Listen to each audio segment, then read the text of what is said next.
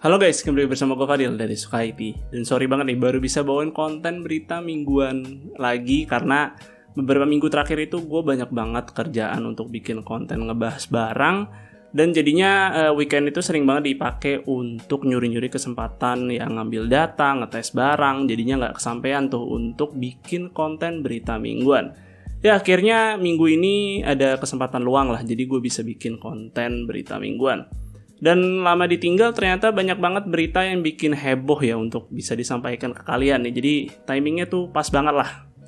Dan kita mulai aja kali ya pembahasan berita kali ini, yaitu dimulai dari berita pertama nih tentang GPU Intel Arc.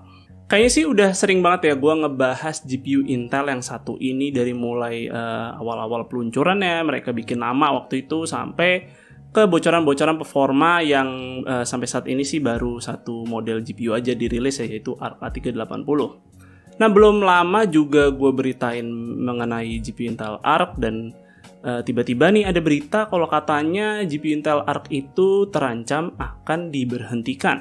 Oke, ini kabar yang cukup mengejutkan ya, padahal baru-baru ini Intel terlihat gencar sekali membagikan info tentang GPU Intel Arc. Dimulai dari Mediator yang menggait techtuber sekelas Gamer Nexus hingga Linus Tech Tips, serta di sana mereka terlihat sangat terbuka sekali nih soal apa-apa saja yang bisa diekspektasikan soal Intel Arc, mulai dari kelebihan hingga kendala yang sedang mereka hadapi. Tentunya langkah ini terdengar sangat positif ya, karena sangat jarang sekali korporat sekelas Intel mau terbuka dengan produk yang mereka akan rilis. Bahkan Nvidia sekalipun diem-diem aja nih soal GPU next gen mereka sampai waktunya tiba untuk diumumkan. Walaupun begitu, sampai saat ini belum ada kabar pasti tuh kapan GPU Intel Arc dapat dibeli oleh orang-orang. Karena kalau kita kembali melihat perilisannya saja, Intel hanya merilisnya di negara Cina untuk GPU desktop mereka. Dan untuk GPU laptopnya, awal-awalnya juga hanya tersedia untuk negara Korea saja. Intel seperti sedang melakukan eksperimen pasar nih untuk melihat apakah produk GPU mereka dapat diterima baik atau tidak. Maka dari itu, produksinya sepertinya dibatasi untuk negara-negara tertentu saja. Nah, baru-baru ini aja nih, Intel mulai terlihat gencar membagikan info mengenai GPU Intel Arc. Dan setelah gue nonton videonya Linus yang mereka berkesempatan tuh untuk mencoba GPU Arc A770 desktop, dan di situ terlihat ada perbedaan FPS yang cukup signifikan saat menjalankan sebuah game Shadow of the Tomb Raider. Game yang sangat umum sih dijadikan benchmark sebuah GPU. Saat menggunakan API DirectX 11, GPU Intel ini terlihat sangat underperform sekali, yaitu bisa sampai setengah dari FPS jika menggunakan API DirectX 12. Lalu sebagaimana yang dijelaskan Linus, optimalisasi Intel terhadap GPU mereka akan diprioritaskan terlebih dahulu untuk game dengan API DirectX 12 dan juga Vulkan saja, yang mostly sih bisa kita temukan pada game-game rilisan terbaru. Walaupun begitu, beberapa game yang populer saat ini hanya berjalan menggunakan API DirectX 11 saja. Contohnya seperti Apex Legends dan juga Valorant, yang player base-nya saja di Indonesia sudah cukup besar. Ini menjadi concern yang sangat besar ya, apalagi GPU yang dites Linus itu adalah GPU kelas tertingginya Intel. Bayangkan saja jika untuk seri-seri di bawahnya. Jadi bisa dibilang ini alasan kenapa Intel itu suka mendelay perilisan GPU mereka. Dan sampai saat ini pun cuman hanya dirilis satu jenis model aja, yaitu Arc A380. Karena sepertinya Intel masih berusaha nih untuk mengoptimalkan driver GPU mereka. Lalu latar belakang ini memperkuat bocoran orang dalamnya Intel yang semakin pesimis terhadap masa depan divisi GPU mereka. Info ini dibagikan oleh seorang tech analis di YouTube bernama Cortex yang meng-quote pernyataan berikut. Para eksekutif Intel khawatir tentang kelangsungan discrete GPU-nya mampu bergerak maju di kondisi pasar yang cepat berubah, mengingat rekam jejak eksekusi GPU Alchemist saat ini. Dan eksekusi Battle Match generasi berikutnya sudah sangat dipertanyakan. Belum lagi baru-baru ini dikabarkan kondisi keuangan Intel juga sedang tidak baik, sehingga ada beberapa bisnis yang terkena dampak seperti Intel Optane yang akhirnya diberhentikan pengembangannya. Ya walaupun faktor eksternal seperti SSD yang sekarang makin murah juga menyebabkan teknologi Optane tak dibutuhkan lagi. Nah, dengan kondisi keuangan Intel sekarang, jika pengembangan GPU Arc masih banyak sekali PR, seperti dari sisi driver, tentu ini akan berujung semakin terus-terusan memakan biaya R&D. Belum lagi semakin kesini Intel menunda rilis GPU-nya, semakin dekat juga dengan para kompetitor untuk mengumumkan GPU baru mereka, yang ujung-ujungnya hype-nya Intel itu akan ketutup, dan secara teknologi juga pasti akan dikalahkan. Akhirnya peluang cuan dari GPU Arc akan menjadi kecil.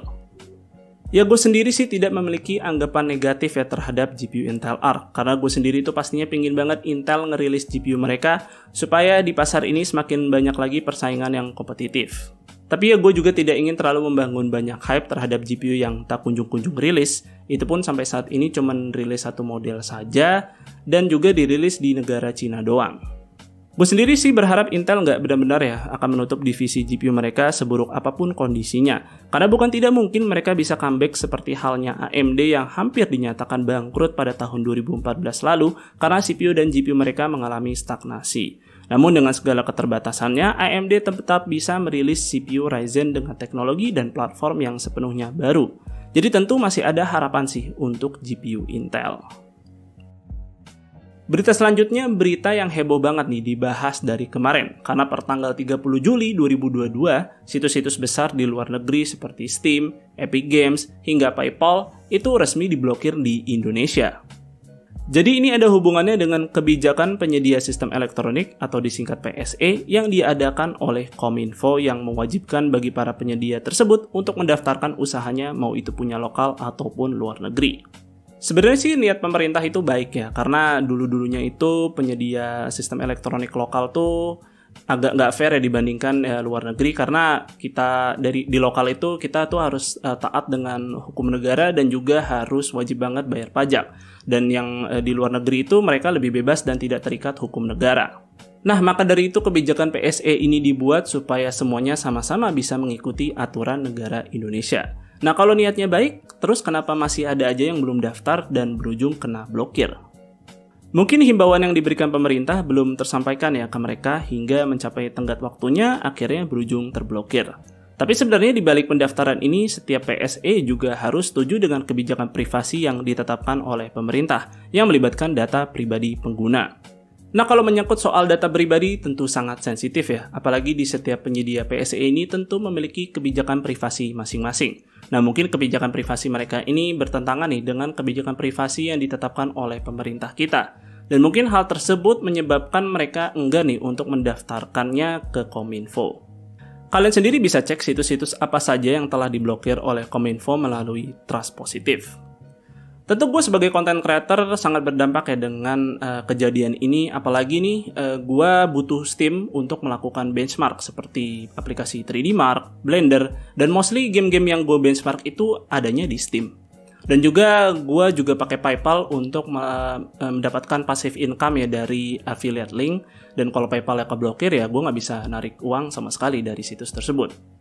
Jadi sih gue harap pemblokiran ini nggak permanen dan mungkin solusinya nih untuk sekarang kita hanya bisa menggunakan DNS atau VPN ya.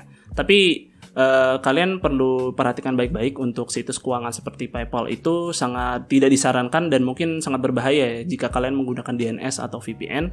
Karena nantinya kalian akan terlacak seperti berpindah-pindah lokasi dan nantinya akun kalian itu bisa berpotensi di-ban karena kalian itu dianggap melakukan fraud.